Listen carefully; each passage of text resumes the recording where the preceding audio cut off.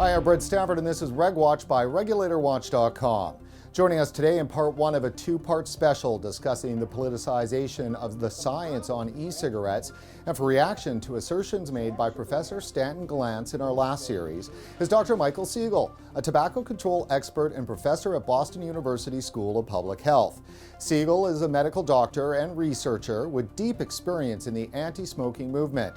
His research covers a wide range of smoking-related issues, including the health impacts from secondhand smoke, cigarette advertising and marketing practices, and how tobacco control policies affect smoking initiation and cessation in both youth and adult populations.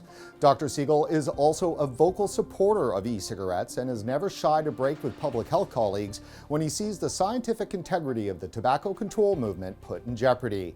Dr. Siegel, thanks for joining us today. First off, please share with our viewers a little more about your background in tobacco control. I worked with Americans for Non-Smokers' Rights, worked with the major health organizations, the Cancer Society, Heart Association, and Lung Association.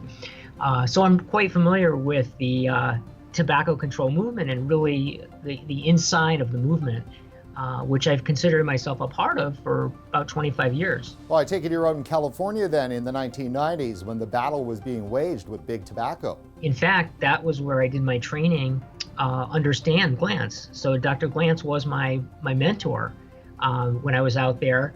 And I have to say, I always viewed him as kind of a hero of mine in the tobacco control movement, and have always admired his work and view him as a real pioneer in that area. So Dr. Siegel, let me ask you basically the same question I asked Professor Glantz. Would you recommend e-cigarettes to a patient of yours as a viable alternative to quit smoking? Absolutely, and there's no question that anyone who's smoking, that I would recommend e-cigarettes as an attempt, as a legitimate way for them to quit smoking, especially if they were unable to quit in any other way, or especially if they had tried other ways to quit and failed. Dr. Siegel, your answer is diametrically opposed to Professor Glantz, who said no, he would not recommend e-cigarettes. Let's have a listen to why. We have a bunch of therapies, Chantix, which you mentioned, other therapies that have gone through rigorous testing and approval by the government, and which work. And people should use things that are demonstrated to work.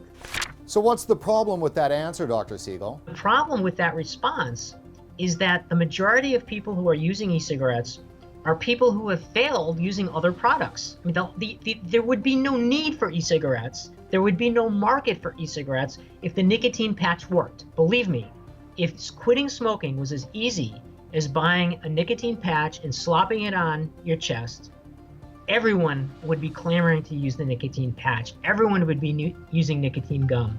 Everyone would be popping a pill.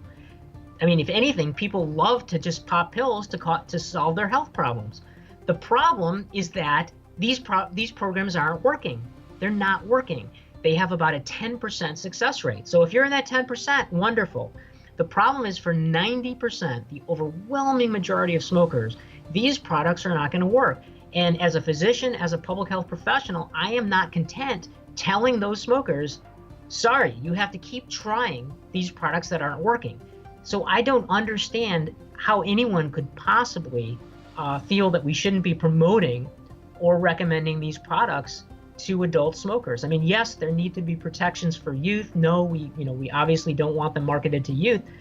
But to say that we shouldn't be marketing them and promoting them to adults makes no sense whatsoever. Dr. Siegel, you mentioned youth. Protecting youth from e-cigarettes seems to be the overriding concern for the public health establishment and the sole focus of a lot of the alarming headlines. Here's a short snippet of what Professor Glantz has to say on the subject. The number of kids using e-cigarettes has been increasing way faster than the smoking rate has been dropping. The only change that occurred is most of the kids who are cigarette smokers now are also dual users with e-cigarettes. Dr. Siegel, Professor Glantz says the evidence pointing to e-cigarettes as a gateway to youth smoking is provided by well-regarded agencies, such as Monitoring the Future and the Centers for Disease Control. He says it's consistent, validated, and unbiased research. What do you have to say about that? The CDC has been completely misrepresenting the data. And specifically, the main thing the CDC has done is they have classified electronic cigarettes as a tobacco product. When they give their official numbers on the number of youth using tobacco products, they include electronic cigarettes. And to me, that's lying, because electronic cigarettes are not a tobacco product. There's no tobacco in there. There has never been a study that has shown that youth who are using e-cigarettes are getting addicted to these products, and that addiction is then leading to the use of actual real cigarettes. But Dr. Siegel, the FDA, the CDC, Professor Glantz, and others, they continue to press the point to the public that youth use of e-cigarettes is a real problem. If they just reported the data honestly, they would have to admit that even though e-cigarette experimentation has skyrocketed, the use of tobacco, the use of actual tobacco, has plummeted. So what they've done to get around having to admit that is by adding electronic cigarettes into the category of tobacco, they're able to say, well, overall tobacco has stayed the same. And that's what Dr. Glantz was doing, that's what the CDC is doing, and it's just disingenuous, because the reality is that with the advent of electronic cigarettes, rates of tobacco use, not just smoking, but rates of tobacco use have plummeted. I don't understand what is so scary about admitting that to the public. You will not find anywhere on CDC's website where it actually tells people that electronic cigarettes do not contain tobacco. I couldn't find anywhere on their site. What it says is this is a tobacco product, and they repeatedly refer to kids using e-cigarettes as being engaged in tobacco use, and they're not.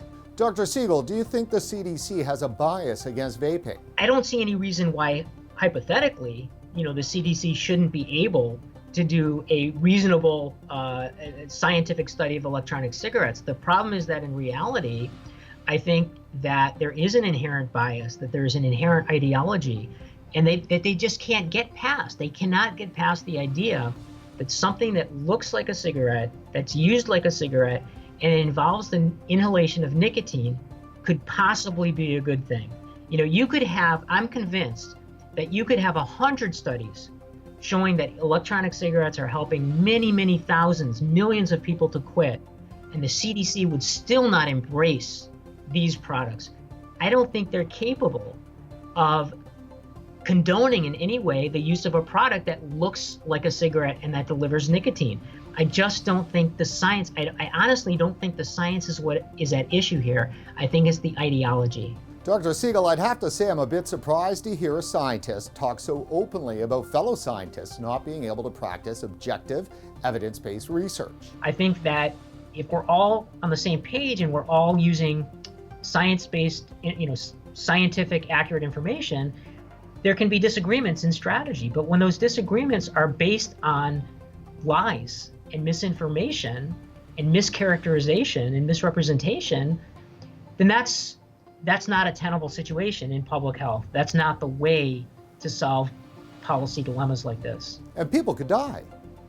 People could die, and people are dying. I mean, the one thing that's very clear is that the public has a false understanding of the relative risks of smoking and vaping. The majority of the public is not aware that smoking is actually much more hazardous than vaping. Well, it is astonishing.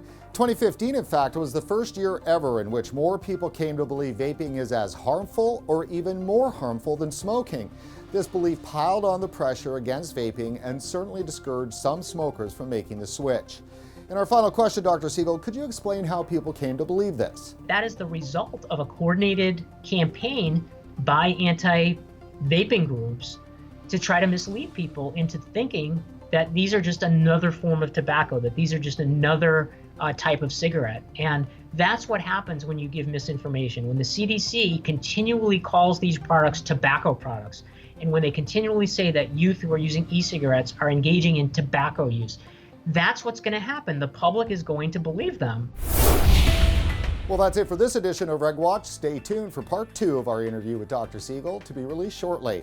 In the meantime, please like us on Facebook and don't forget to follow us on Twitter. For RegulatorWatch.com, I'm Brett Stafford.